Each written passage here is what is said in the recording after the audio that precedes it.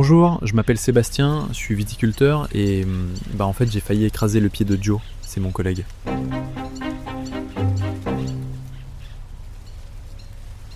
J'ai commencé à travailler ici quand j'étais encore lycéen. Aujourd'hui, je suis chef de culture depuis quelque chose comme 15 ans, je dirais. Donc ce jour-là, il y a peut-être 2 ans, c'est passé à ça d'un accident grave. On préparait les sols, comme d'habitude, RAS. Le sol était un peu gras, mais bon, fallait y aller.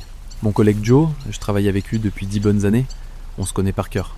Là, il fallait qu'on attelle un outil au tracteur, la faucilleuse. C'est un truc qu'on fait tout le temps, on a l'habitude, on se comprend vite. Et justement, trop vite, peut-être.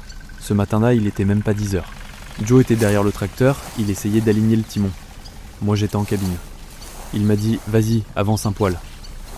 Moi, je croyais qu'il était encore à côté, qu'il tenait les bras de relevage, sauf qu'en fait, il avait glissé le pied sous la barre transversale pour caler l'outil.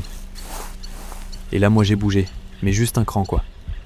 Ça a suffi pour que le tracteur se décale de quelques centimètres, et là, ça a coincé son pied sous la pièce métallique. C'est là que j'ai vu sa tête dans rétro, je l'ai vu écarquiller les yeux, il hurle « Stop, stop, stop !» C'est allé vite, j'ai freiné d'un coup sec, j'ai sauté de la cabine, il était par terre. Il se tenait le genou avec la main, il criait de douleur. Heureusement, son pied s'était juste coincé et pas écrasé, mais on a eu la peur de notre vie, on tremblait tous les deux comme des feuilles.